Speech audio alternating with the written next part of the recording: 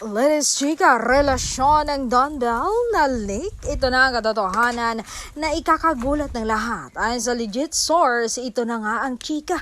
Endgame na raw sila. May singsing na talaga sila at inamin din ni Donnie na talagang pinag-pray talaga niya na endgame sila ni Bel Mariano. Ito nga daw ang sinabi ni Matini Idol sa source.